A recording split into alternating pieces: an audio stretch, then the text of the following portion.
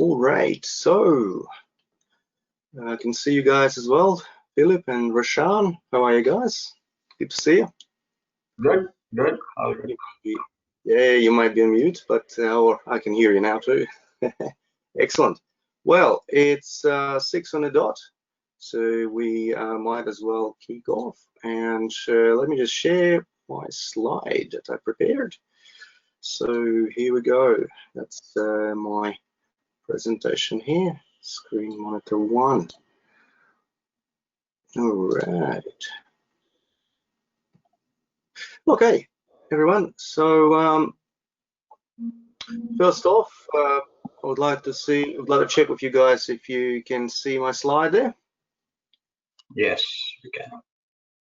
Excellent, excellent. All right.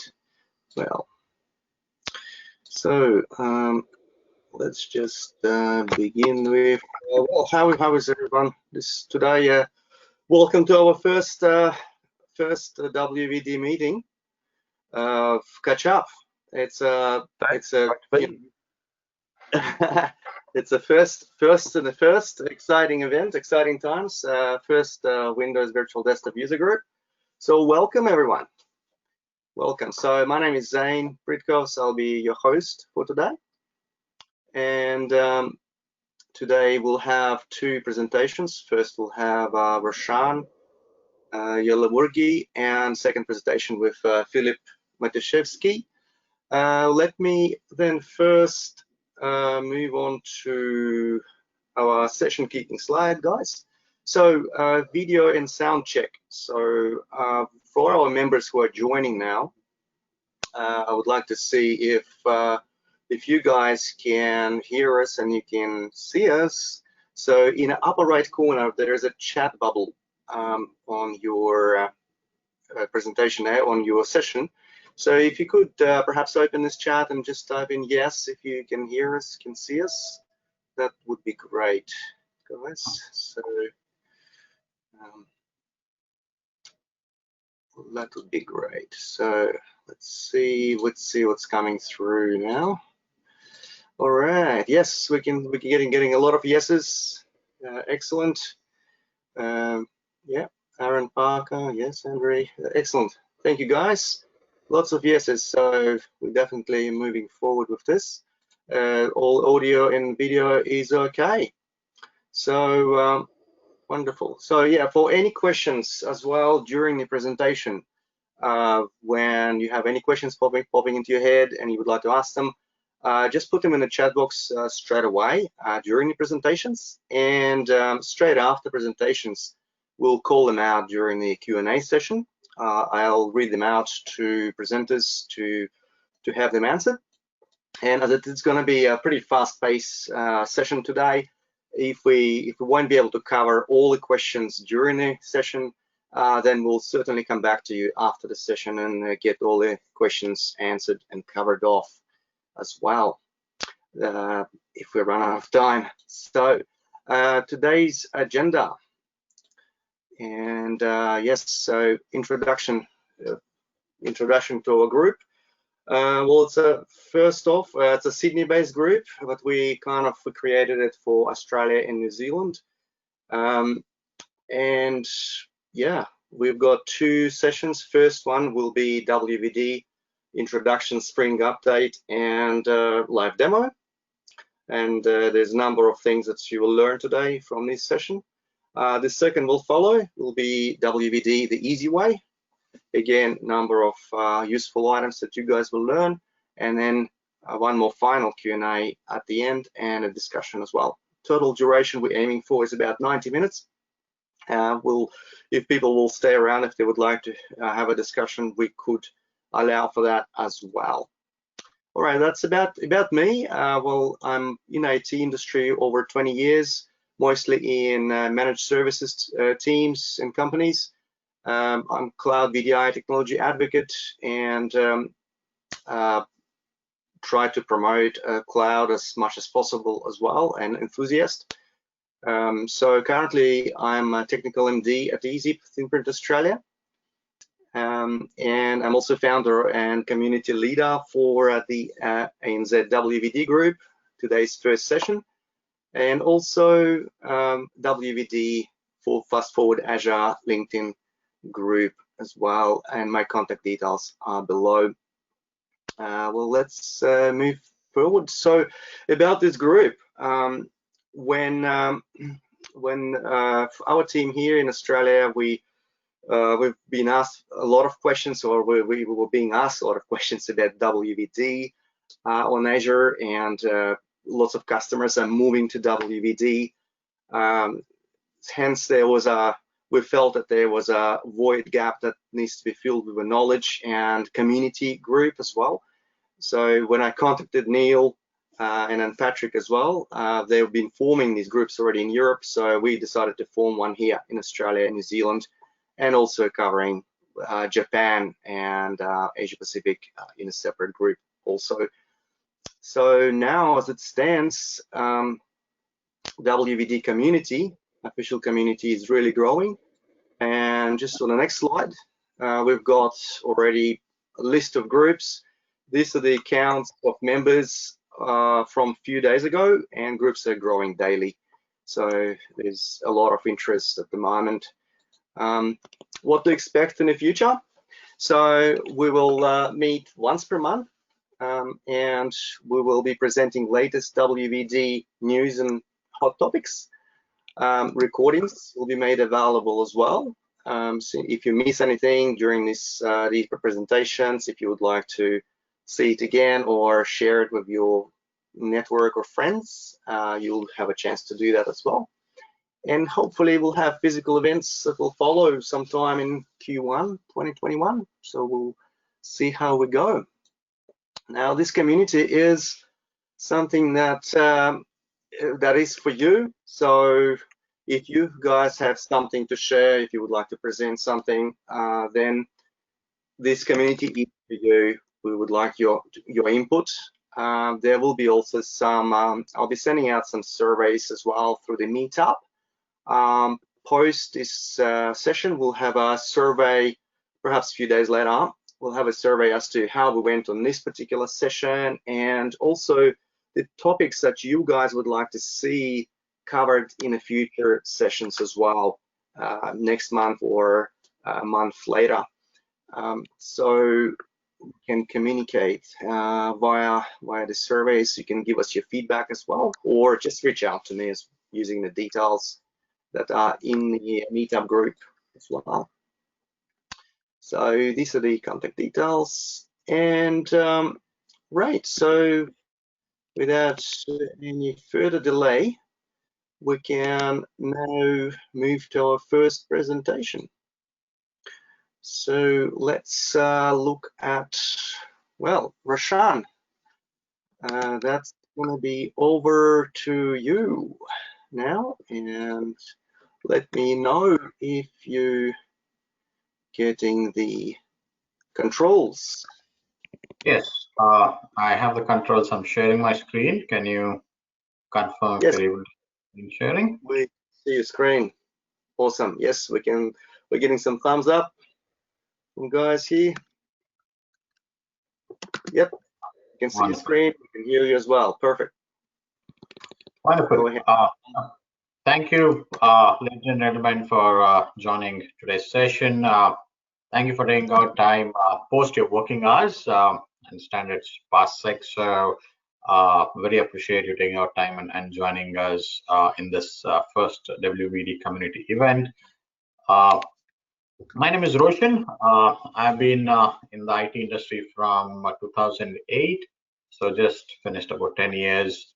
I've been working on Azure from 2012 onwards. I'm primarily an infrastructure guy. I actually started my career with SharePoint, then SQL, then moved to Office 365, and then onto Azure. So these are some of the things that I do. I'm pretty much a Microsoft guy from the time I started my career.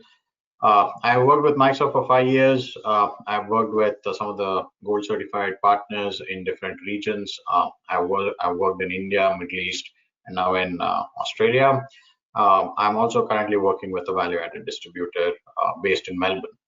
If you want to get in touch with me, you can follow me on LinkedIn. I also have a blogging website called Azure CIO.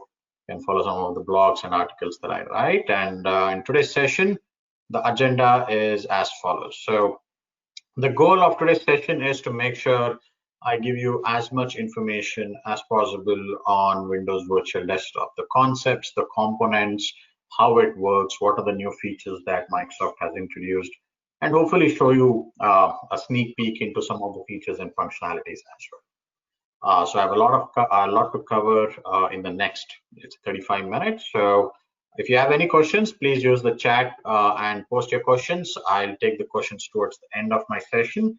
And if you have any questions which I'm unable to answer, you can always connect with me offline, and hopefully I'll be able to address your questions.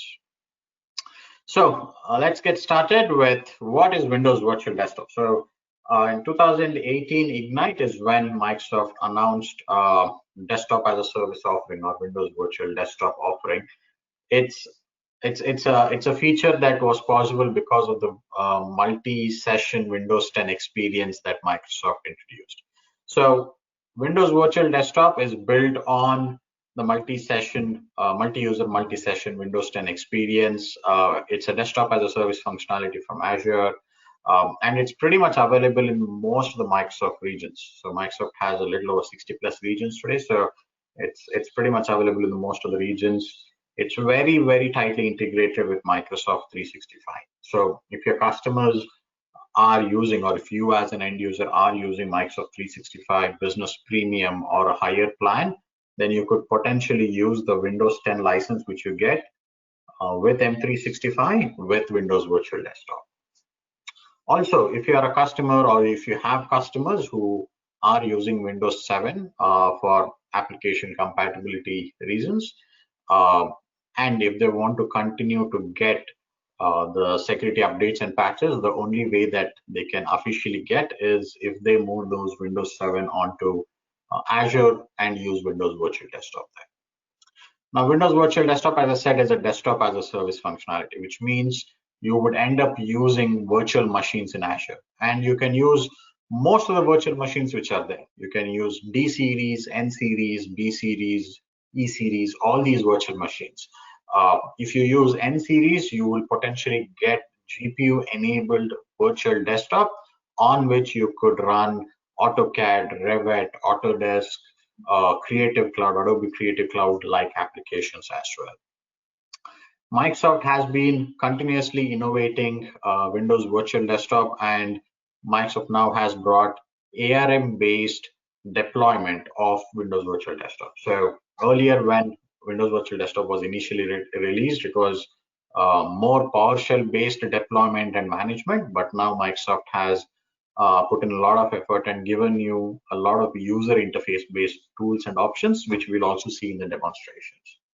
The way you can access a virtual desktop or remote apps is using a WVD client. So they have a special client for Windows Virtual Desktop, or you can use any HTML browser, HTML5 browser. So the latest Chrome, Mozilla, Safari, Edge, all these would work. And they also have native apps for iOS, Android, and for Windows as well. Very recently, the Windows Store got the WVD client app for it. I think just a couple of days ago is when they released. So Microsoft is putting a lot of effort for people to use Windows Virtual Desktop, to adopt Windows, and it is very seamless. The end user is actually logging on to a Windows 10 desktop, which he has been using for a long time now. So a fantastic service offering from Microsoft on Azure. So quickly looking at the overall architecture. So if you guys have been working on remote desktop, so you can think of Windows Virtual Desktop as an enhanced version of Windows of remote desktop services, right? So within remote desktop, typically you had various roles. You had gateway, session broker, diagnostic, licensing roles, and you had to manage and maintain these roles, right? You had to deploy it on different machines, make sure they're scalable, available, and at the end you have to deploy your terminal server. Now, what Windows Virtual Desktop has done is Microsoft has converted most of these roles into platform as a service, which means Microsoft takes care of your web server or web access, your diagnostic, your session broker, your gateway. All these are managed, maintained by Microsoft. All you have to worry is about the terminal server, or the new term for it is called session host. All you need to worry about is session host, how will users access the session host, and where will the user profile data be stored. So these are the three questions that you have to answer. Once you have answers to this, all you need to do is go ahead and deploy it. And at the leftmost side, you see how can you access? You can access on any of the digital platforms these days, either from Android, iOS, or Windows, or from any device format, whether it is phone, tablet, or a PC. So what are the components of Windows Virtual Desktop? So on the left-hand side, these are the components that you have to deploy and manage. Just because Microsoft manages certain roles doesn't mean it manages all the roles, right? So you still have to deploy your terminal server or your session host, right? And there are different options. You can deploy Windows 10 multi-session. If you have customer requirement where they have to still deploy a server operating system, then you have to deploy a Windows Server 2012 R2 and above, right? You cannot deploy 2008 onto Windows Virtual Desktop. So you still have to manage the terminal server or the session host side of it. You still need to make sure update management, image management, scalability, reliability, backup, restore, all of those for the session host is still managed and maintained by you. And Microsoft takes care of the other roles of RDS and of course the Azure infrastructure piece of it.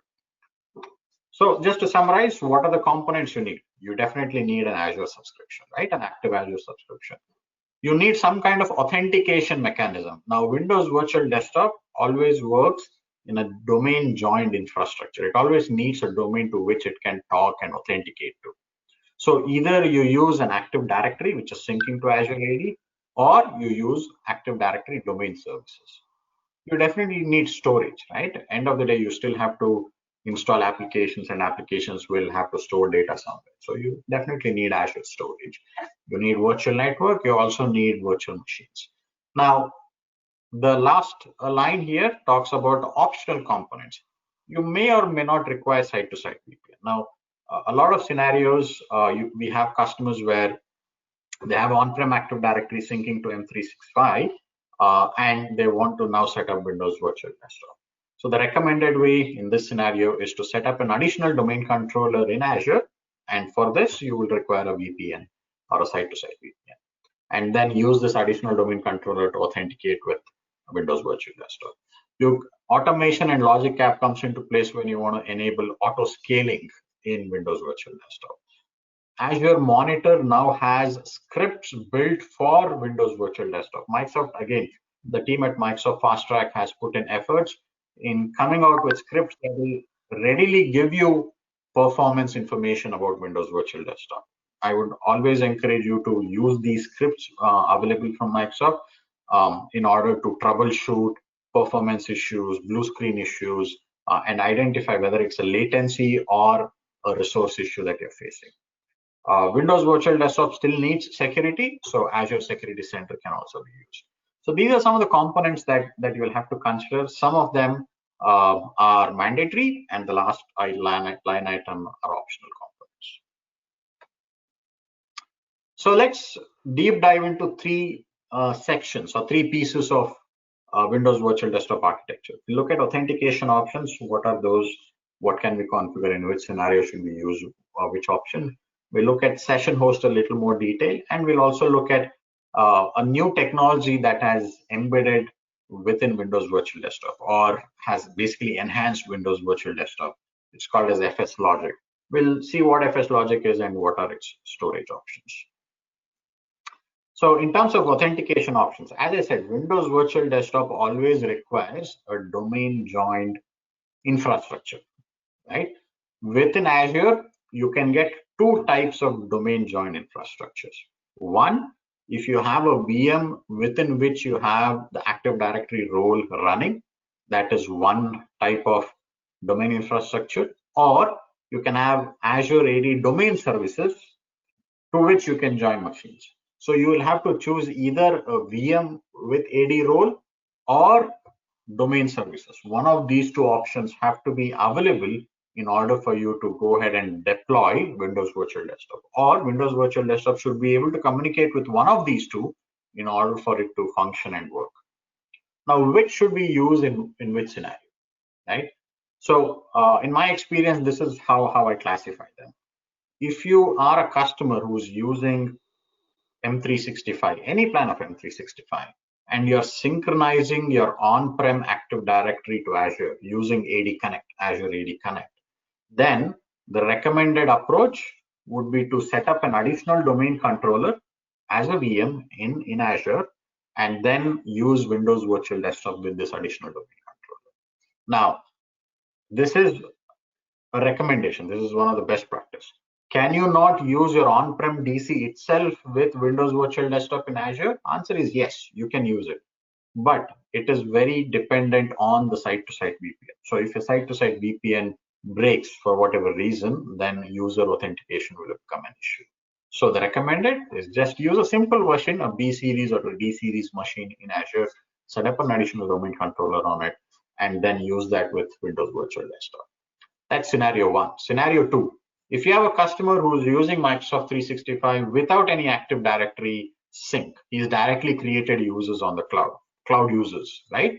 In this scenario, how can you make the infrastructure ready for Windows Virtual Desktop? Now, in this scenario, you'll have to enable Active Directory domain services. So when you enable domain services on Azure AD, this lets you join machines to the domain, join machines to the Azure AD domain. Now remember, just having Azure AD does not help you with Windows Virtual Desktop, right? You should either have Azure AD domain services, or you should have a machine syncing to Azure AD, right? So these are the two broad scenarios, and these are the options on how you can use the authentication options. So next, talking about Windows Virtual Desktop Session Host. So as I said earlier, Session Host is very similar to Terminal Server. This is where all your desktops and applications are hosted and running, right? They host your Windows 10 if you're using Windows 10 multi-session, or they host your Windows Server and Virtual Desktop. In WVD, you can create two types of session hosts. You can create pooled and personal. Pooled means it is one server accessed by multiple users. So this is a classic scenario where you will use Windows 10 multi-session, right? One user or one desktop accessed by multiple users.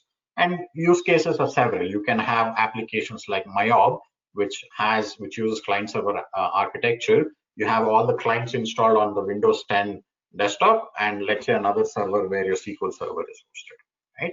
So, or if you have Office apps installed on your virtual desktop and all the users are accessing. What is personal session host? Personal session host is one virtual machine to one user, right? Now, in what scenario would you allocate pooled and personal? Now, personal is typically allocated to users who work on very heavy applications, very resource-intensive applications, right? So this can be, for example, AutoCAD, Revit, Autodesk, or SAP, Oracle applications like that, right? Where even the client uses high volumes of resources. So that is where you would allocate personal session host, and pooled session host is when you are able to share the resources across multiple users, right? So these are two broad session host types that you can create within Windows Virtual Desktop. Now, as I said earlier, Microsoft has introduced this very new technology called FSLogix. FSLogix is actually a company which Microsoft acquired, I think, a couple of years ago. They were one of the market leaders when it came to application virtualization technology. So what FSLogix does is it basically converts your user profile data into something called as user profile containers. And these user profile containers are stored outside your terminal server or outside your session host. In a typical RDS and infrastructure, when you used to do RDS, all your user profile data was getting stored on the C drive of your, or a system drive of your terminal server, and this caused a lot of issues. And it was not really compatible with OneDrive and Outlook and all the modern technologies or modern needs of users. So what FSLogix does is it captures all the user profile data, stores it in a container, and this container is stored outside the terminal server in a shared location. Whenever the user logs in, this container dynamically gets attached to the session host. Now, if you have multiple session hosts, the infrastructure is intelligent enough to identify to which session host the user logged in, and his user profile container gets attached to it. Now, all this happens in the background. For an end user, he's just logging onto the machine and he is seeing the session where he left off. The attaching, detaching all happens in the background. Now, this is important to understand because it gives you very good management abilities for your user profile data, because that is the most important piece of data that you want to protect when it comes to Windows Virtual Desktop or in NVIDIA infrastructure. So what are the storage options? Where can you store this user profile data? You can have a Windows virtual machine acting as a file server, right? A shared folder in the virtual machine. You can dump all the data of user profile data there. You can use Azure Blob Storage. You can use Azure Files. If you remember, Microsoft now supports Azure AD Domain Services Authentication and Active Directory Domain Services Authentication on Azure Files. So because of the recent enhancement of Windows AD authentication on Azure Files, now it is possible to combine that with Windows Virtual Desktop. And that's actually one of the recommended approaches, because it's storage as a service managed and maintained by Microsoft to get excellent performance. So it's definitely one of the most recommended approaches. You can also use Azure NetApp Files. I have enterprise customers using Azure NetApp Files, especially when they have high IOPS consuming applications like SAP, Oracle, or any rendering based applications, right? When they do a lot of rendering based designs and deployment, that is when we deploy Azure NetApp Files. So these are 4 options where you can potentially store your user profile data separately, and whenever the user logs in, it gets automatically attached to the session host. So those are the 3 topics which I wanted to cover in a little more detail. Hope it was helpful and informative to understand. Next couple of slides, I'll talk about various other features of Windows Virtual Desktop. Windows Virtual Desktop is used by end users, and Microsoft Teams has probably been the biggest investment from Microsoft for user collaboration, right? So now WVD and Windows Teams integration is possible. So Microsoft Teams, so Microsoft Teams, a special, I would say, version of it is now available, which you can install and run on Windows Virtual Desktop. It is optimized for Windows Virtual Desktop. And the way it works is, once it is installed and configured, the communication between users of Teams does not go through the RD gateway, the session broker, the terminal server, right? Like how it would typically do if you had an RDS deployment. With Windows Virtual Desktop, Microsoft has given a special module within the application called AV redirection. So when a user logs in, the session-to-session communication happens, as you see in the diagram. The session-to-session communication does not go across the entire architecture and then communicate. So this gives a real good performance, very low latency for the users, and it feels like they're using Teams on a local machine running on-prem services. Next slide. Windows Virtual Desktop also has auto-scaling functionality. This is again a highly implemented and requested feature. You would want to make sure that even though you deploy Windows Virtual Desktop, you want to control the cost, right? So during off-peak, on-peak hours, you can scale up and down your Windows Virtual Desktop session host.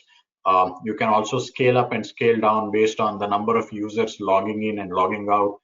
You can also scale up and scale down based on the work times. Let's say you work from 8 o'clock in the morning to, let's say, 7 in the evening. During these times, you want all the session hosts to be running, but after this, you want just 1 or 2 session hosts to be running. Or you define saying, okay, if 10 users log into session host 1, the 11th user should go on to the second session host, right? So you give a 10 user limit to each session host, and as and when the users increase, the session host up, and as and when they decrease, the session host decreases. So this auto scaling functionality is also now available. Windows Virtual Desktop monitoring is integrated with Azure Monitor, as I said earlier, and you get many detailed analysis or detailed monitoring information about your Windows Virtual Desktop, right from session host to latency to disk performance. All this information is now possible from Azure Monitor itself. Last but not the least, security best practices. Though users are using Windows Virtual Desktop, you still need to make sure security is in place. The most basic multi-factor authentication has to be enabled, right? You can use Azure Security Center to audit and make sure no vulnerability are being introduced into your infrastructure. Use remote apps wherever possible. Windows Virtual Desktop is not only meant for virtual desktop infrastructure. You can still do remote app publishing. I'll show you that in the demo. Integrate with Azure Monitor so that you know what's happening in your infrastructure. Use endpoint protection. You can actually use ATP with Windows Virtual Desktop to protect your infrastructure.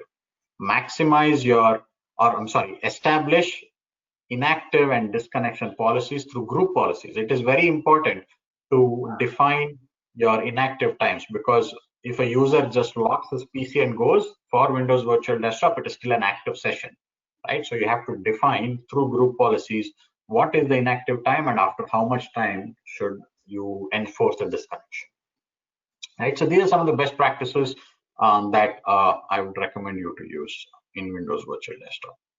Now, for Windows Virtual Desktop to perform even better, Microsoft Fast Track team has introduced a script.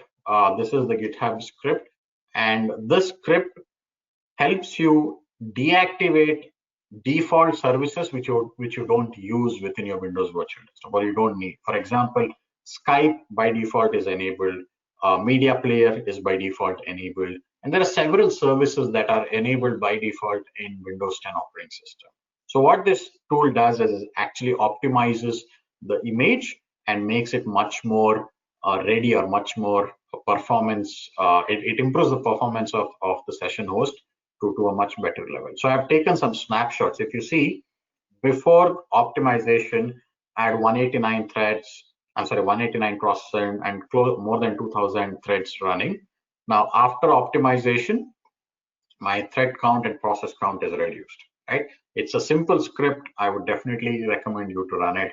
You can use it as part of your startup script as well. So to make sure that all your images are up to date whenever you update it.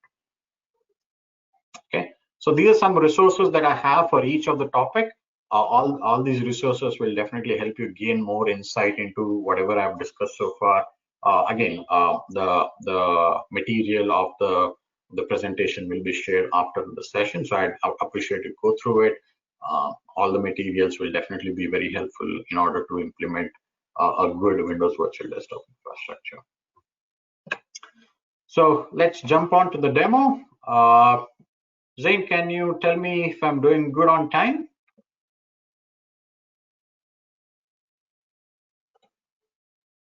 Yes, time-wise, we're still okay. Yep, definitely. Okay. You've got about 10 more minutes. Okay, wonderful. Thank you. So as I said earlier, ladies and gentlemen, this is the special client that Windows Virtual Desktop has. So if you just Bing search, Google search for Windows Virtual Desktop Client, this is, I would say, a special type of remote desktop client that Microsoft has introduced. And one of the good parts, or one of the recent enhancements that they have done, is multiple user logins are now possible within the same client, right? Very useful for testing development, very useful for administrative work, or even very useful for users as well. If they have different session host pools assigned to them, then they can always log in on different machines. Also, as you can see, not just VDI or not just desktops, you can even publish applications as well, right? So Jerry is one of the users who has both applications and desktop published. Tom is one of the users who has his desktop published. I've already launched Tom's Windows 10, and this is how it looks. It's very similar to what you would get in a normal Windows 10. Right? There's absolutely no change, right? So you can navigate, you can upload all the data into it. He also has Microsoft Teams running. So as I said, this is a Teams of a certain edition. Again, you'll find those details in the links which I shared. And if you want to check what exactly it is, if you see the version, it says you have Microsoft Teams version this, which is WVD Media Optimized. Also, in order to deploy this Teams, it's just 3 simple steps. So I see that Tom is logged in, but Jerry is not. So let me also log in as Jerry. And for Jerry, what I'll do is I'll launch the app instead of logging on to the virtual desktop. So as you can see, I can directly launch the app from my laptop itself. I'll be asked for authentication. I will go ahead and log in. And once Jerry is logged in, he will be able to chat, communicate with Tom because they're part of the same company and Teams is deployed and both of them have the licenses. They'll be able to chat, communicate, do video, audio calls. All of those things will be possible. Okay, so do bear in mind that I'm on a Wi-Fi network, so it might be slightly slow, but yeah, it's almost opened up now. And yeah, so this is where it is. So Jerry is also now logged in, and now I can actually search for Tom, and I should be able to start communication and start chatting with him. Right now, if I go back to Tom here, he should see that Jerry is available in a couple of seconds, and then he can start communicating.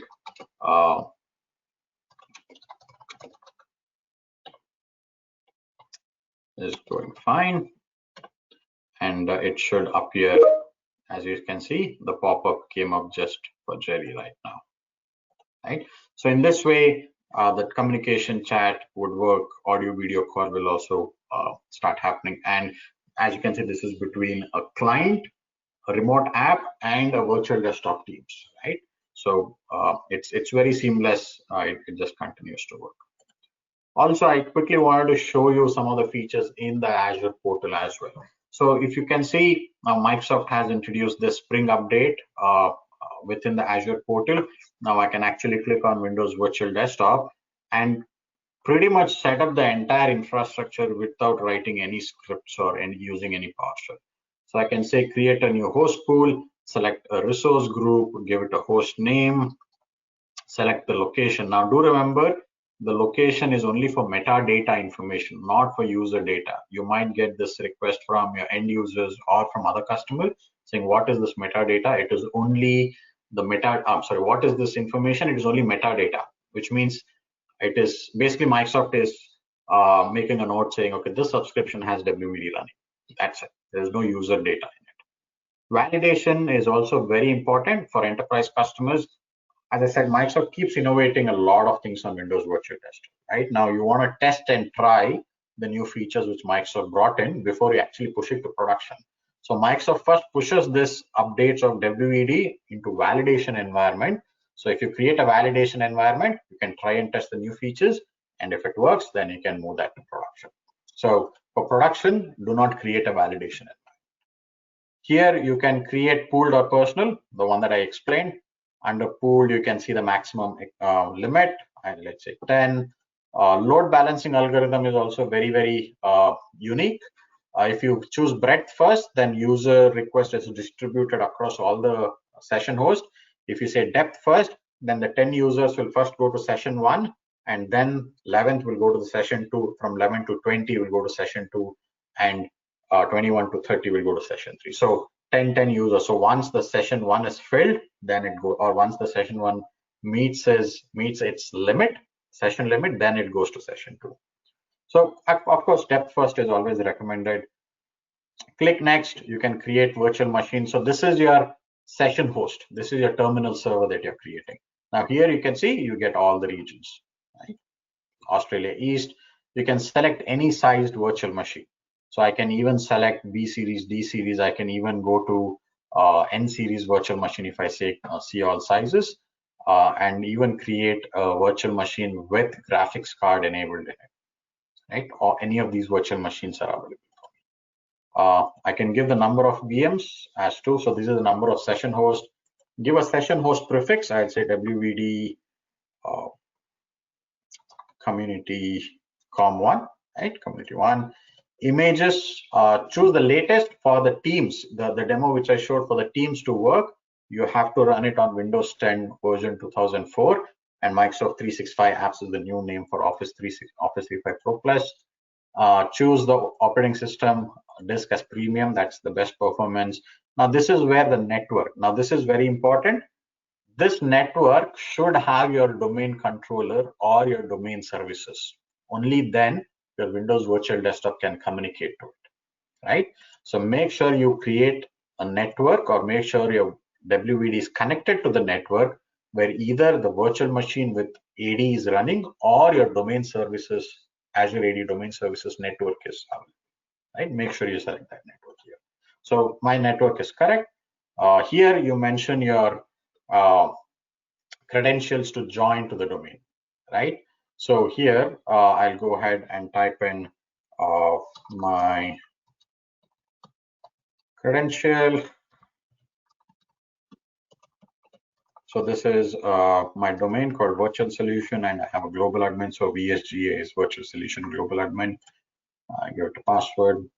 Workspace is like a container. You can think of it as a container, which basically makes your WVD as a single logical unit. So within the container, within the workspace, you have your session host, your application groups, your user assignments. So all of that combined into a single unit. You can call it as a workspace. I'll just choose the one that I have already. You can assign tags, review and create, and as you can see, in a matter of probably 5 minutes, you can actually go ahead and deploy your Windows Virtual Desktop. Now, the same activity, if you had to do before the spring update, the fall release, it would probably take you at least 35 to 40 minutes time, and you had to do it using scripts and PowerShell commands. So Microsoft has made it very, very simple and easy for you to go ahead and deploy your Windows Virtual Desktop now. Right, so if I hit create, it'll just go ahead and deploy it. Once it is deployed, this is where you can see the session host pool. So I have the one that I'm using now with Tom and Jerry is WVD AD. This is authenticating with my Active Directory. I also have a WVD AADDS, which is my Azure Active Directory domain services. Right. So if you go to session host, I have two, and I can also see the user login. So the active sessions, as you can see, both Tom and Jerry are logged into two because I'm using depth mode, and all the users are currently logged in here, right? I can send them a message from here itself, and it'll appear on their pop-up screen or on their virtual on their desktop.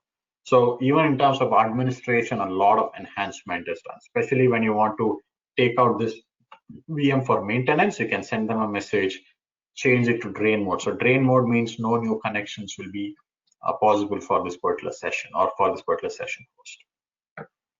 I also quickly want to show you about the user profile data storage as well. So I have created Azure files storage. So I'm just going into my resource group, opening up my storage account, and here I have Azure files, right? I've created this user profile, and here you can see that the Tom and Jerry user profiles are created. So you're combining platform as a service storage, which is Azure files. You're using Windows Virtual Desktop, which is desktop as a service, and you're using Active Directory running in a virtual machine. So you can see how tightly all these integrate. And within Windows Virtual Desktop, you're using Microsoft 365, Office, Outlook, and Microsoft Teams. So Windows Virtual Desktop is a very good, I would say, feature to implement for somebody who's already using Microsoft 365. It's a very good add-on to sell to a customer who's using M365 because it provides you so many features and functionality. And by default, each profile is roughly about 30 GB in size. That's how much it will grow up to. So you can definitely keep expanding your Azure files storage more and more because it can dynamically expand into it. Okay. So I hope I was not too fast. This is what I wanted to cover as part of the demo and for the slides. If you have any questions now, I'll open the floor for question and answers. So again, before going into question and answers, thank you very much for your time. If you want to get in touch with me, do connect with me on LinkedIn or drop me a message on my website. I'll be more than happy to get in touch with you and help you with any of your questions and queries on Windows Virtual Desktop. So over to you, Zane, if there are any questions from the attendees. Awesome job. Thank you, Roshan. This is great, and timing is also perfect. And yes, we do have a number of questions here, actually. You know, all attendees are really responsive today. Lots of questions coming in. So I'll have the first one. I'll read out to you. It's from Deep. And the question is, if the users are managed by Intune and have certain security policies applied to them, will it get applied if they log into Windows 10 sessions? So in terms of security policies, for example, if you have enabled things like conditional access, multi-factor authentication, yes, these policies will get applied to the user when they log on to Windows Virtual Desktop as well. Now, within Windows Virtual Desktop, if you have created your own group policies and procedures, of course, those will also be applied to the machine. But for the users, in terms of conditional access, you want to make sure they only access from, let's say, a domain joined machine or from a certain network. Yes, those will definitely be applied when they use Windows Virtual Desktop. All right, excellent. Well, I hope, yeah, I hope Deep, yeah, you received your answer there. So we'll have a next one for you. We've got Roshan is asking, what exactly happens in the background when you select validation environment option? So when you select validation environment, it's just a flag for Microsoft, right? So it still creates your session host.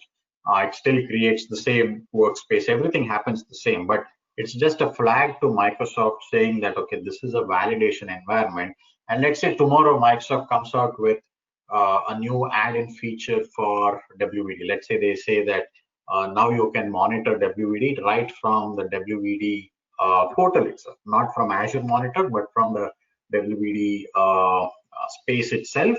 That feature will first be enabled for validation WVD host pools, not for normal host pools, right? Because this is a new feature. They want people to try and test and preview this.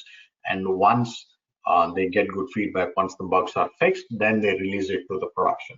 So think of validation environment as a test bed, right? As a UAT or a development for features coming from Microsoft on Windows Virtual Desktop, right? So that's why I said, do not use validation environment for your production. Choose no when you're doing a validation. I'm sorry, when you're deploying production. Do not deploy validation for production environment. It's for Microsoft to send you new features and for you to test, try, give them feedback about it. All right. Okay. Excellent. Thank you, Roshan. So, yeah, look, questions keep on coming in. So we've got a question from Dirk. Dirk is asking, when you say client for Windows, is this also for thin clients running Windows 10 IOT? Yes. So with respect to thin client, I think Zane can probably answer it better. So WVD client is available on most of the thin client platforms now, and it can, if you for whatever reason, let's say if you are unable to install thin client on your I'm sorry, if you're not able to install WVD client on your thin client, then you can always use a browser like Chrome or Safari or Edge to access it. But of course, it's always recommended to use a WVD client. Awesome, great. All right, we've got another one here from Maxim. So he's asking, for your clients in real life, what do you offer to your customers in terms of how do you protect your VMs from region or DC failure? So that's the first question. Okay, region. So when you say region, I'm assuming you're talking about Azure region, right? So, well, I've not come across a situation where my customer was impacted because of an Azure downtime, to be honest. I've been fortunate enough not to have that complaint from my customers. But in case, right, in case it comes out. Remember this, Windows session host end of the day is a virtual machine, right? So your ASR will work, your backup and restore would work. So all these things will continue to work. So make sure you have a good backup strategy for your Windows Virtual Desktop. More than Windows Virtual Desktop, you should have a good backup strategy for your FSLogix profiles, right? Because you're storing them on Azure files or any locations which I talked about. So if you're storing it on Azure files, Azure Backup now actually supports Azure files, so you can have multiple copies of it stored. So even though your session host breaks or your session host gets destroyed, you always have your user profile data available. You can quickly create a session host and users can log in and their profile data is still maintained. For Active Directory, if you're using domain services, you don't need to worry about downtime because it's a global service, so it'll always be up and running.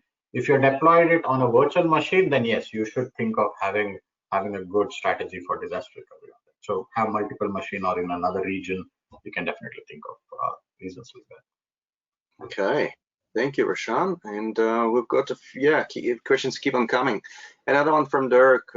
So the desktop app that you mentioned for the audio video offloading local, is that also for the thin client WVD client?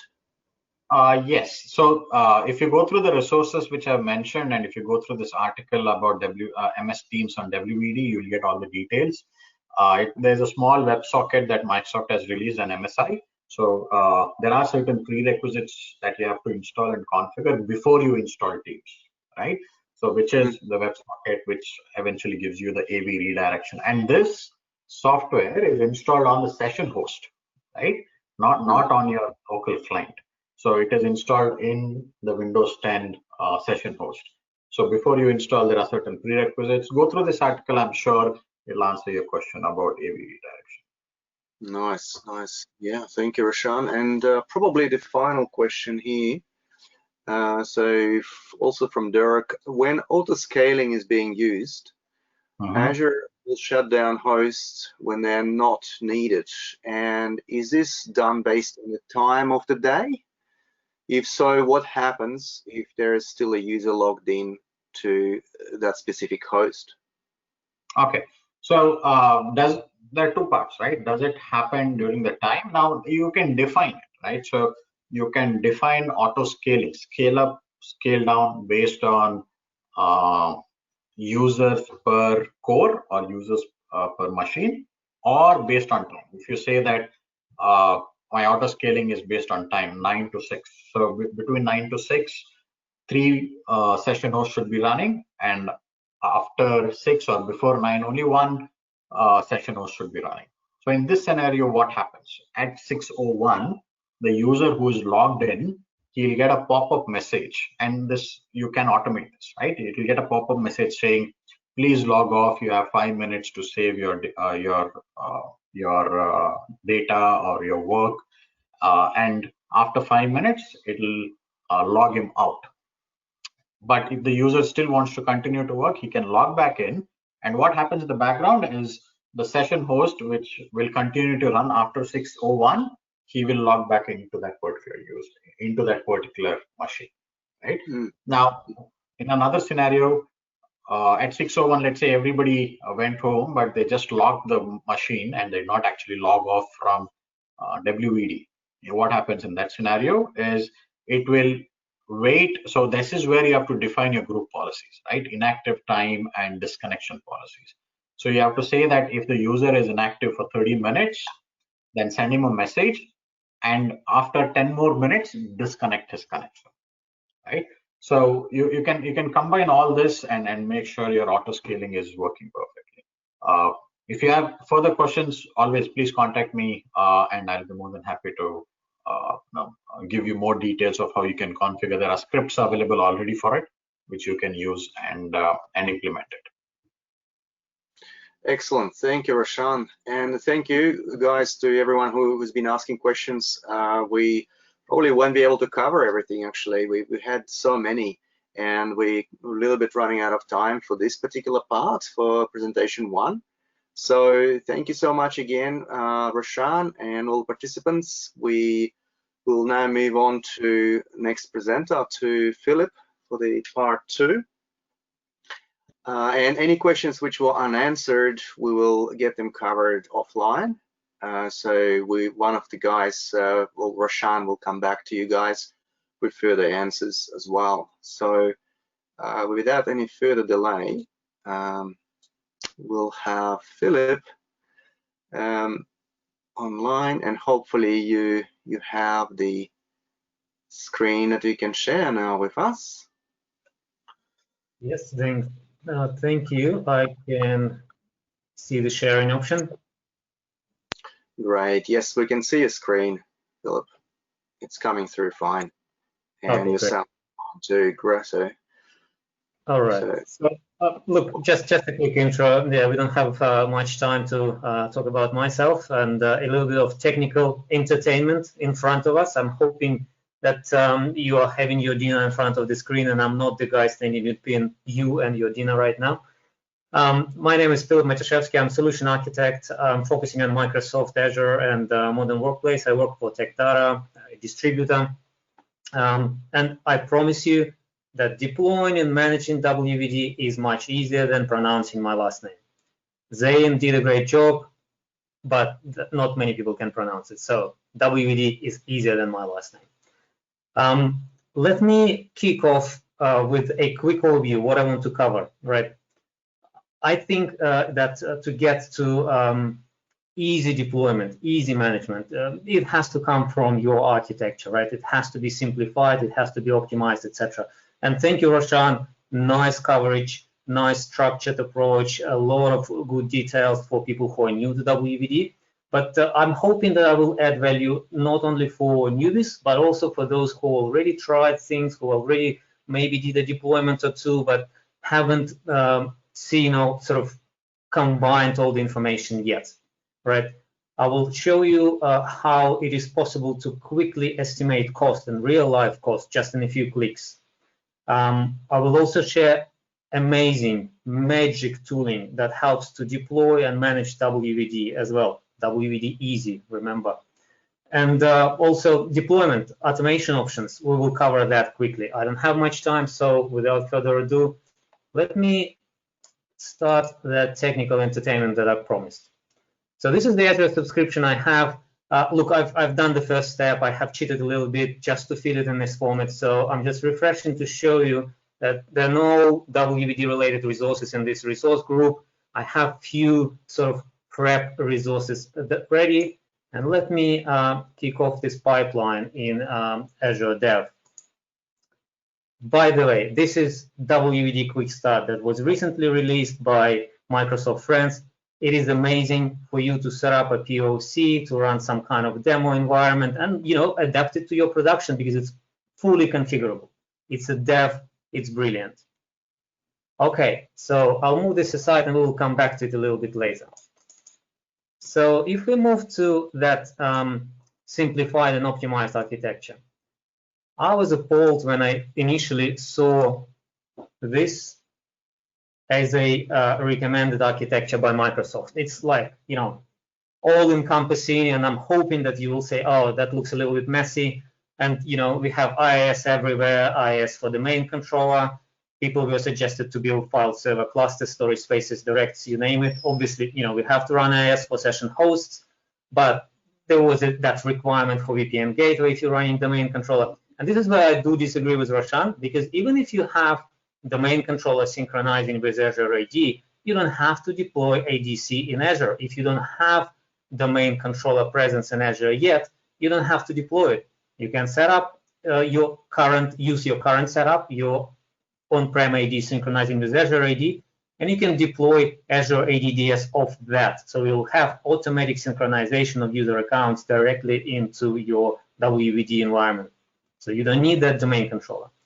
So after analyzing a lot, listening to Microsoft Friends, all the best practice advice, etc., this is what we have arrived to. Look, I have to put it in a frame of optimized for SMB, what we call SMB. Let's say anything below 1,000 users for sure. And for a lot of deployments over that number, it will work well as well. What we have here, sorry, not sure why GoToMeeting is jumping on the other screen. What we have here is as much as possible platform as a service. We've got WVD platform as a service. Roshan covered all the componentry that we do not have to look after. It's a gray box for me now, right? I have Microsoft SLAs. I don't really care what's happening there. I want to use platform as a service as much as possible. I'm not going to deploy file service. I'm relying on Azure Files. Absolutely. Best advice ever. Suggestion is to use Azure Files Premium because you get better IOPS, you get better throughput, and also those IOPS and throughputs, they are burstable. So that morning login rush, if you experienced something like that with your on-prem VDI, is solved. ADDS, as I said, I'm a big fan. If you do not need domain controllers in Azure, if you don't have domain controllers in Azure already, do not deploy them. You can set up ADDS from existing Azure AD, and this synchronization is automatic. You don't have to look after it. So this part, there is no AD Connect to install. If you're already synchronizing on-prem with Azure AD, keep doing it. You don't need VPN and domain controller synchronizing with the domain controller. You can use ADDS. Right, with this sort of architecture in mind, is it possible to apply similar approach to larger deployments? Yeah, it is possible. Obviously, larger deployments will have few more things to consider, right? We may run into limits of the subscription VM numbers, and we have to do multiple subscriptions with additional VNets. So Roshan was mentioning, you know, keep your domain controllers within the same network as your session hosts. Yes, keep them within the same VNet or establish VNet peering, right? Yes, you may have to incur additional cost, adds additional complexity, and you don't need to do it for smaller deployments, but for extra large, you may have to consider that as well. Obviously, with extra large deployments, most likely there would be additional consideration in terms of securitization of the environment. Most likely, you know, that enterprise grade will have some on-prem synchronization connectivity in place. You may have express route already, and probably this would fit your scenario much better than this, you know, very, very simple SMB architecture that you know, will work for most of the customers out there. All right, now that we know major moving parts, how do we estimate the cost quickly? Because cost isn't everyone's mind all the time, and you know, particularly now. So this is what we came up with, and you know, I hope you will be surprised with a few parts of this because it is a bit counterintuitive in certain areas. We're sharing with our partners this estimator tool. What it does, it actually helps you to estimate the environment cost per user per month and total monthly cost just in a few clicks, right? If I go, look, I have that 100 million users, let's change it to 300, you know, the cost is straight away there. If I don't have any licenses that entitle me to use WVD, I will pick none. It will add Windows 10 E3 license here by default, and you will come up with some average per user per month cost as well. Let me keep it on that medium number. And by the way, all this is kind of well explained why they're mediums. It's all in line with Microsoft definitions of light, medium, heavies, etc. And you can actually do combos like 100 mediums, 100 heavies, how that's going to look like for me, you know, with a full breakdown for every cost center. So you see how much your compute is costing, and we are very, how to put it, generous with allocations here. We may over-provision a little bit in the tool. We consider E-series VMs with much better CPU to RAM ratios instead of traditional D-series VMs that, you know, other people may be using. We calculating premium SSDs. We recommend to use premium SSDs for your OS apps images. We recommend to use Azure Files Premium for user profile as well. And we recommend to estimate user profile backup. So you can actually snapshot and manage that snapshot with retention using Azure Backup as well.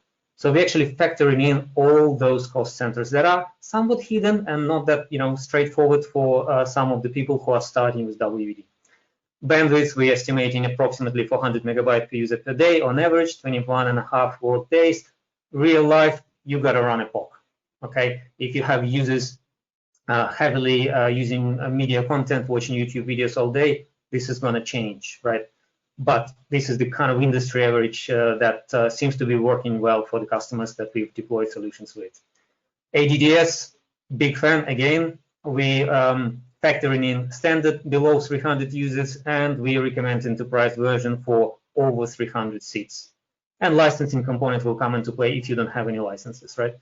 And with this estimator tool, we can also pick the user profile size, which will obviously affect the total per user per month cost.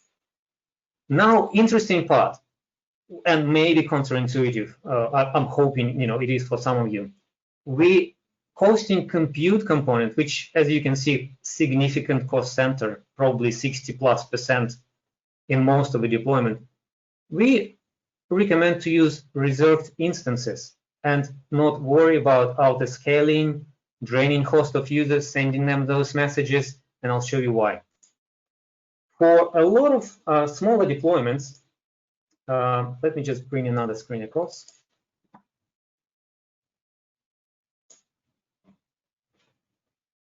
Microsoft Azure Calculator will, I would say, misguide you slightly. Let me show what I mean by that.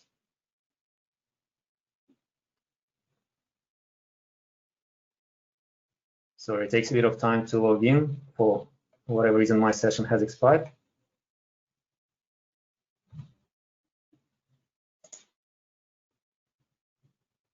Okay, so for example, if you will be more realistic in Microsoft Azure Calculator for Windows Virtual Desktop, I picked Australia East, I picked pooled. I said, okay, I have 100 named users, and my peak concurrency is actually 1. So on a peak, I may have all 100 users logging in. And I know that I have 20 users who can log in after hours, they need to work on a weekend, etc. So my off peak is 0.2. And look, I'm being realistic. For a lot of businesses out there, the actual working hours is 7 a.m. to 7 p.m. and people are flexible with their hours. They log in, coming back. So we say the actual usage hours are around 260 per month per user. Obviously, we pick a multi-session for this exercise with medium workload type. And if I pick E-Series VMs, look what happens. If I go with auto-scaling, shutting VMs down when I'm not using them, turning them back on, I still have to keep a couple of instances running all the time to accommodate for those offline users. And if I pick reservation instead of pay-as-you-go, I'm paying extra $100 and avoiding all potential pains of dealing with auto-scaling, of dealing, please log off and log back in, save your work, maybe in 5 minutes, that host will accept your session. And if you are in the middle of an important conference call and you will get that prompt, this session host will shut down in 5, please log off and log back in, you're not going to be happy about it. So it actually pays off to think about a specific scenario that you are facing or your customers are facing. For a lot of smaller environments out there, there is no point to go with auto-scaling. Again, my example, 100 users with that amount of usage hours, pay-as-you-go is only $100 cheaper than 1 year reservation. And I'm hoping you know about reservations by this time. You still pay monthly. It's only a logical commitment. You can give up reservation if you don't need it. It's not a sort of hard binding contract by any meaning.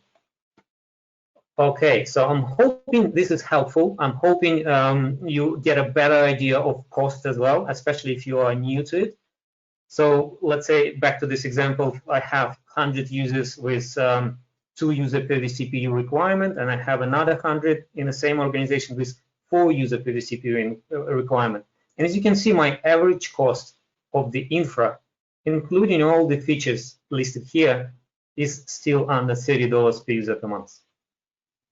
I think it is impressive. I think that Windows Virtual Desktop is democratizing VDI. Smaller businesses, smaller organizations can afford it, and they get amazing functionality, amazing performance, access to amazing additional auxiliary services that you can employ, such as security, monitoring, backup, etc. All right, so moving from the estimation, what's next? So we've estimated solution, we know our architecture, amazing. We can even go with the large-scale deployments.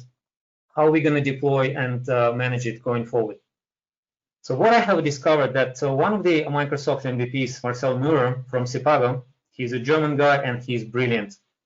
He actually created a community tool. It's not an official Microsoft tool that is surpassing everything you will see in Azure portal for a while. So let me jump to my management workstation now, and I'll show you the tool and its capabilities.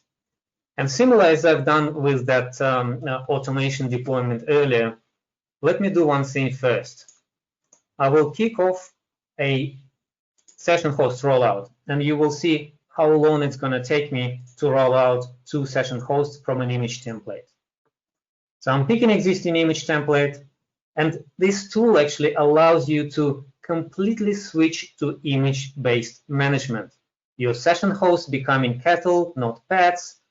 You don't really care about backing up actual session hosts. You back up user profiles, absolutely, but session host becomes disposable. You can actually run them on ephemeral disks. You don't have to run them on permanent SSDs if you like. In this case, I'm picking standard SSD. I'm picking a B series instance. Doesn't matter for me, but please do not use burstables in your production. I've got my domain user account already in a list. I know that I wanted to license as a Windows client. I've got my local admin account configured. I know the OU where I want to connect it. So all that is left for me is just to hit start rollout button.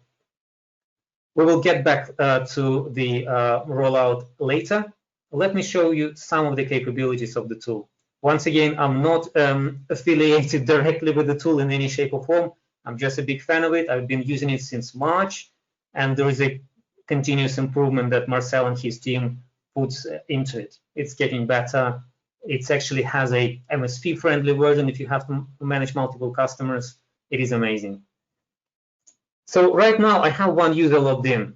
What can I do with this user? I can actually send a message to a user.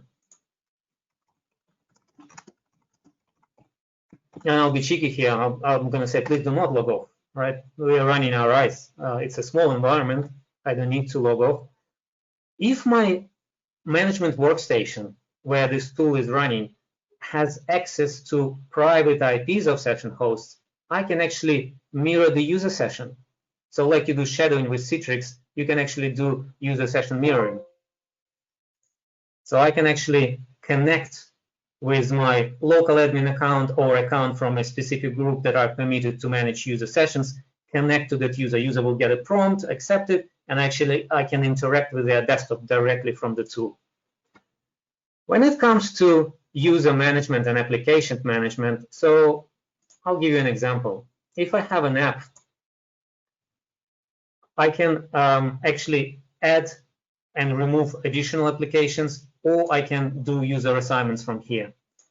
And if you can see, currently this app is assigned only to one user, third user. I will just search for a group.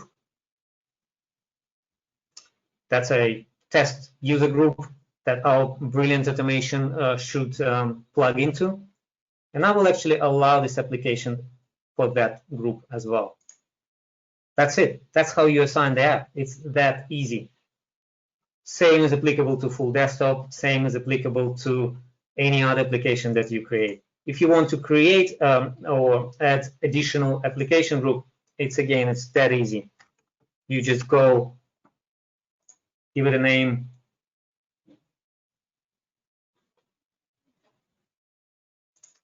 and configure the app. So I can just go add remote app.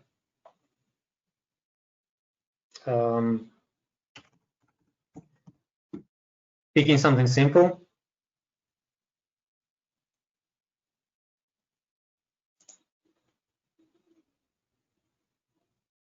That's it.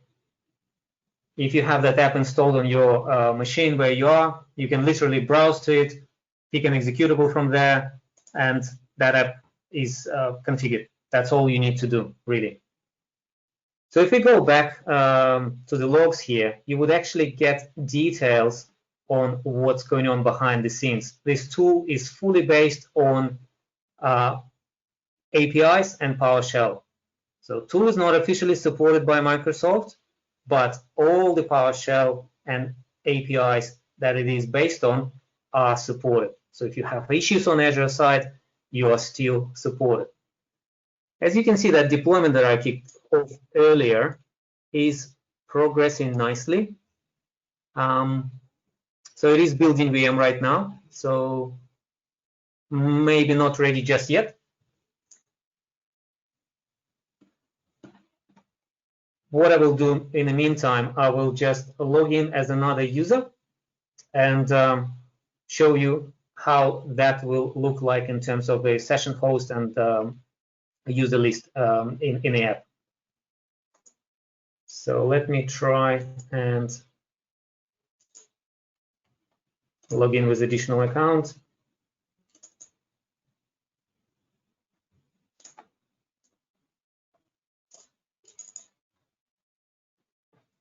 By the way, that's a web app, web access that Roshan was talking about. So I just use a Firefox browser in this case. I have signed up or logged in with my regular Azure AD account and launching my session desktop here.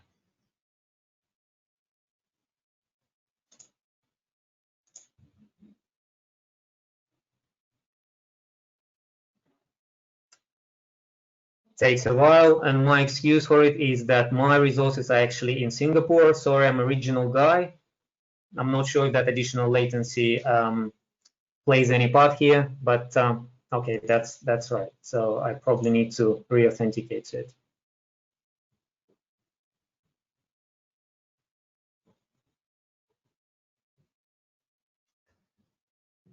That's okay. You're doing well, Philip.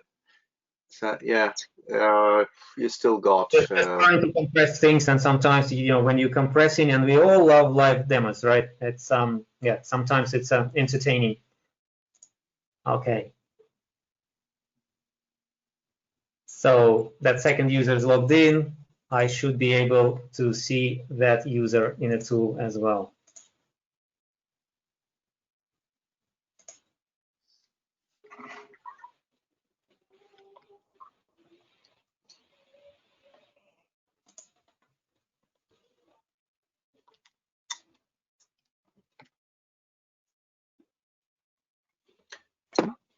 Timing is still okay. Philip is still got about 8 minutes. So there we go. So my second user is also visible now, and I can interact with that session in a similar way. So if I'll do some basics like messaging, it's already there.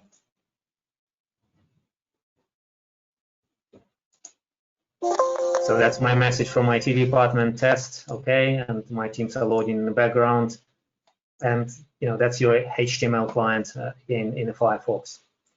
All right, so while this is all happening, and while I was kind of raving about the tool and its capabilities, I want to quickly go back to actual content and start talking about automation and other options to deploy, right?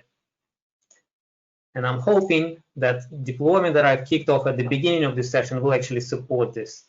So the ways to get there, right? There are quite a few things to consider, and obviously, to provision demo environment, not going to take you too long. Even if you do everything manually, even if you deploy all the apps manually, configuring FSLogix, shared storage, Azure files, permissioning, etc. Look, it will probably take you 3 to 4 hours, right? What we have developed for our partners is we are sharing our IP, if you like, and we provide an implementation playbook. So right now, that step-by-step guidance that will get you to a prod-grade environment is about 50 pages long, and it's like a follow-along guide, and you will get production grade, right? Also, options, I must pretty confident there will be partners out there who are doing something similar to what we are helping our partners with. We're offering, you know, a fixed term, fixed price professional service engagements where you get 0 to ready in 48 hours, and it's literally 48 hours. You will get a production grade with monitoring in place, with session hosts enrolled in the security monitoring as well, all done and configured for you in 48 hours. With the quick start, and that's what I wanted to share with you. That's something of a novelty, if you like. So as you can see, we are almost there. So we've got a couple of items queued up, and I'm hoping I will be able to demonstrate it to you.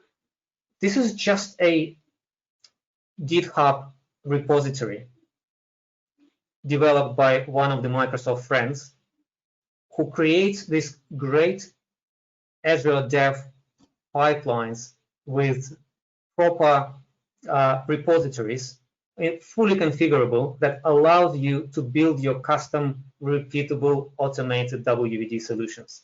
If I'll go back to my Azure right now, if you remember, it was empty, nothing of WVD nature existed here, no items of any kind. It should be fully populated now, and we should be able to try and actually log into that environment in a few minutes. Yeah, so probably all the componentry is already there. I believe this is WVD easy, you know, when you literally complete the prerequisites, and this is something that is also easy to automate, or already automated. For example, we provide our partners with so-called click-to-run solutions. You can just, you know, press a few buttons and you'll get Azure ADDS deployed and basic networking deployed for you.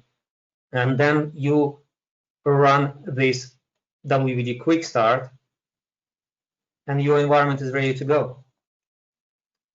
So I believe this pipeline is almost ready. I just have application deployment to finish, and I can show you the results. If you don't mind, I'll just jump back to that management tool, and I'm hoping that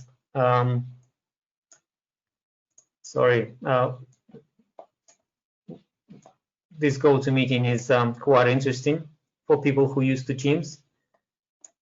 There are all sorts of panels that jumping around. Okay, so if I'll go back to the logs and check the deployment. All right, so we have additional session hosts already provisioned. And if I go refresh,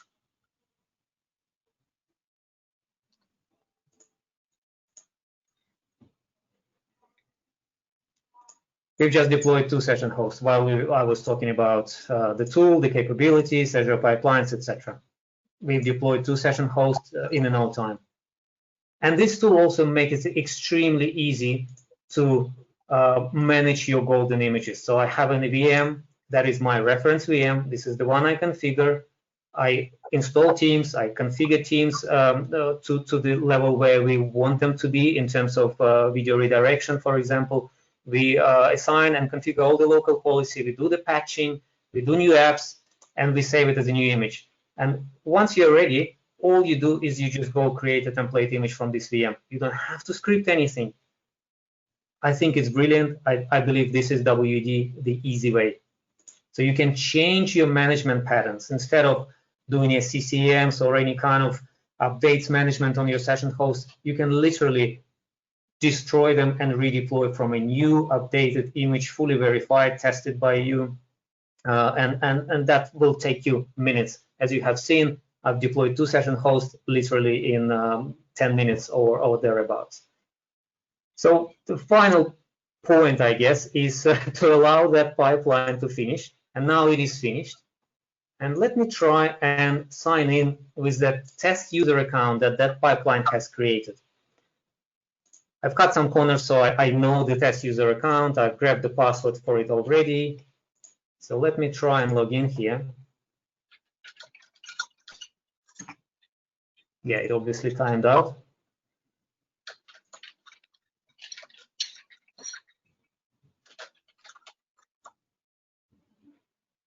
Again, using web interface for this in Chrome this time. So this is brand new environment. This is the environment we've just deployed during the session. Not additional session hosts into my existing environment. Completely brand new from scratch, but with few apps already provisioned. With the session desktop already provisioned. And we can launch it straight away. It's already accessible. It will already have the apps of your choice installed because you can pre-configure those pipelines, point them to your custom image, and it will deploy whatever you need deployed in that instance. So this is great for Microsoft partners in particular who have customer deployments to look after, or if you just want to deploy a demo environment and you planning to deploy a few, maybe to play and destroy, this is a great option. WVD Quick Start. Okay, so it's all happening. It's connecting to the session. I will spare you from waiting on this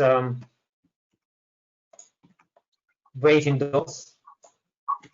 Actually, it allows me to log in, so let me try that. Yeah, no, good job, especially, yeah. Yeah, good job on this, Philip. So again, look, what we've done, WVD, the easy way, we've deployed complete environment from scratch up to the point where you can log in a user in under 25 minutes. Using the management tool, we've deployed a couple of session hosts. We have assigned new application to a user. We've performed basic image and session host management tasks from the tool, again, with this compressed time period. And the tool is brilliant for day-to-day management as well, as you can see, because you can see all the user sessions, you can interact with those sessions, you can actually use search and filtering as well. It's pretty much all-encompassing. It gives you much more than what Azure Portal gives you today. So this test account is logged in, I got Teams installed, and the environment is ready to go. All right. Yeah, well done, Philip. Yeah, image management as well. I think it's really useful. Yeah, look, image-based management is a game changer, or it may be an interesting perspective for those who have already been doing it that way for a while, and they may have their own strategies and their own image management tools. Again, you can use the tool to deploy Azure scale sets, so it's not limited to just individual session hosts, etc. So it's all doable, even within the scope of tool. Again, no scripting required, no PowerShelling. You can interact through Azure Portal for certain things, but it looks like interaction through the tool is much better for your admin stuff. So if you're administering the environment or you're thinking about your admin staff who will be looking after your users day in, day out, I believe that management tool is a no-brainer. It's a much better choice because it provides more capabilities. Wow, yeah, great job, Philip. We've got questions here for you from the audience. All right, so let's, without any further delay, so first one from Deep. Deep is asking, how does this Excel sheet different to Azure Cal? So why use Excel sheet as opposed to Azure Cal? Yeah. Look, I'm not promoting in any way, but Azure Calculator, let's go back to it. It won't let you, if you know what you're doing, if you know all the componentry you require, no, absolutely, go for it. Absolutely. You will spend a little bit of time adding the components required, or maybe you already have your template that you modify. Again, if you're estimating for many customers like we do, yeah, probably you have your own tips and tricks, and Azure Calculator is brilliant, right? What is somewhat misleading for Windows Virtual Desktop is the approach where it kind of dictates that auto-scaling, that sort of dynamic resource allocation for WVD by default, right? We're talking about peak-of-peak concurrency and usage hours, which is great, again, for larger environments. For smaller environments, if you're talking a few hundred users even, it doesn't make a lot of sense. So look, even if I switch to 300 users here, let's compare the difference of let's say the cost on top of going auto-scale or not auto-scale. So my reservation would be 3.573, and if I switch to pay-as-you-go, yeah, look, I'm saving $560, great, per month on 300 users. So it's like $1.80 per user per month saved. Amazing. If you are good with autoscaling, if you never had any issues managing it, because I can see the scenarios where, oh, something didn't work and we had all the session hosts running through the weekend, and you came back and actually all that cost that you think that you're saving is already lost, right? Consider it's horses for courses, depending on the environment size, depending on their usage hours, depending on off-peak concurrency, autoscaling may or may not make sense. So the difference with our estimator tool, once again, that we've developed for our partners to help them to estimate solutions on the spot. You see in your customer, you can easily profile their user population, and you can say, okay, look, this is approximately how much the infra will cost. My service is on top, and that's your per user per month estimation within minutes, right? And it is all based on that recommended architecture that is one size fits most for SMB. Obviously, you can add your componentry on top on the side as an addition. I hope that answers it. All right, thank you, Philip. Next question from Aaron. Aaron is asking, while AIDDS is great, it's only available within a single region and does not provide a single sign-on into Azure AD applications from within a virtual desktop. Yeah, look, to achieve single sign-on, so let's distinguish single sign-on and same sign-on. So you get same sign-on, okay? Because ADS is based on your Azure AD accounts. You can synchronize scope, so certain groups from your Azure AD or all objects in Azure AD to ADDS, right? So you will get same sign-on. You will get same accounts that you're using to authenticate to Office 365. For single sign-on, regardless of how your deployment looks like, will it be the main controller or ADDS, you actually need to deploy federation, unfortunately. That's how things are standing today.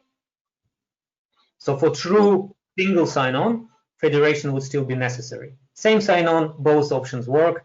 And I'm saying if you don't have a domain controller in Azure already, don't bother. Unless, you know, it's a tiny environment, you're trying to save cost, you're thinking, oh, VPN gateway plus tiny B-series instance for domain controller will actually be cheaper than $150 per month for ADDS. Maybe go with that, but it adds complexity. You will have to manage the domain controller. That's the whole point. Walk away from IS whenever you can. Use PaaS whenever you can. Cool. Excellent. Thank you. Sorry, I had to turn my camera off. Some attendees actually seeing portion of the screen instead of the presentation there, so too much video on I think it's on max. Whoever is on max.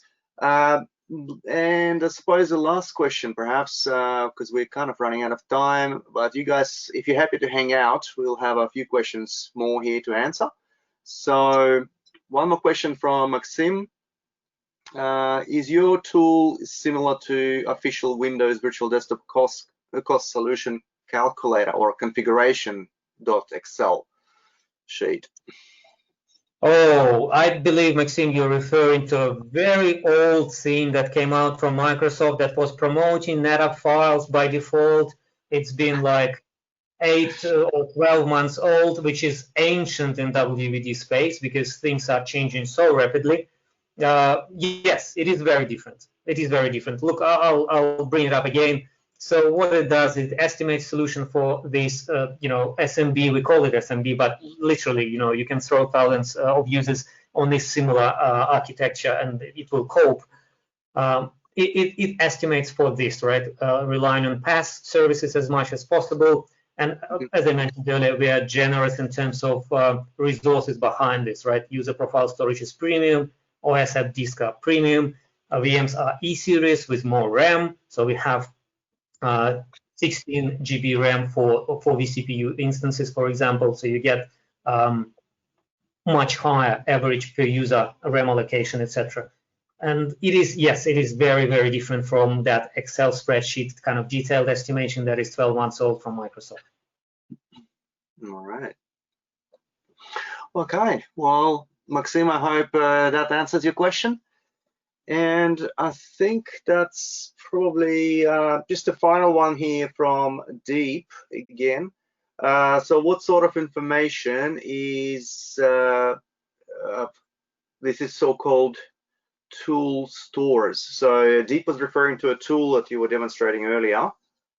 And Deep is asking what sort of information this so-called tool stores. Does it store password hashes or something else? Okay. So sure. It is. Let me jump back to that management machine, right? No, it is based on a service principal. So you will need to set up a service principal and authenticate with the service principal to a tool. There is an option to limit that service principal depending on what you want the tool to do. In my case, obviously, I'm doing everything. I'm actually doing the full WVD deployment environment using this tool. I'm creating workspaces, host pools, adding app groups, linking them together, etc. Everything through the tool. So for me, the service principal is actually has an owner permissions on a resource group level, and it has read permissions into Microsoft Graph, which allows to pull accounts and groups from Azure AD. But it is a service principal. You can store it in the key vault, and all you need to do is just to add credentials here for the tool to function. If you have different admins, it's not purely RBAC, right? That's not it. But you can create multiple service principal accounts with different permission levels. That nothing stops you from doing that, and they will have limited capabilities within the tool. It doesn't store that anywhere. It pulls the information dynamically from the environment. So when I log in, or let me hit reload all right now, and if I'll check the log, it's just reading and pulling all that info from subscription, from workspaces, from app groups, etc., etc., etc. It doesn't store that information anywhere. And you can run it on your machine that is not connected to Azure. Right? Sorry, when I'm saying not connected to Azure, you will have to authenticate to Azure, but the machine doesn't have to be within Azure Infra. It can be on your local desktop. Yes, capability will be limited. Yes, you're not going to be able to shadow mirror user sessions, but all the rest will function. Again, because you're talking API and PowerShell in the background. Excellent, thank you. Thank you, Philip. I hope that answers your question as well, Deep. So I'll just turn the camera on, and well, this is pretty much the end of our session, guys. So Roshan and Philip, great job with deliveries. So yeah, this was awesome. And also to you guys who attended today, that was awesome participation from you guys, awesome question, great questions, brother. And we really look forward to see you in the next session as well. Which we're planning to have next month. So we'll announce a date and time again soon for you. Yeah, so let's once again, I'll just remind you guys, so this community is for you. So if you see any topics that are really interest you, feel free to share with us. I'll be in touch again. I'll send an email out to everyone after the session in a few days to follow. And we will take it from there. So thank you, everyone. Once again, have a good evening, and we'll see you next time, everyone. See you. All right, see you guys. Thank you, everyone. Bye. Thank you.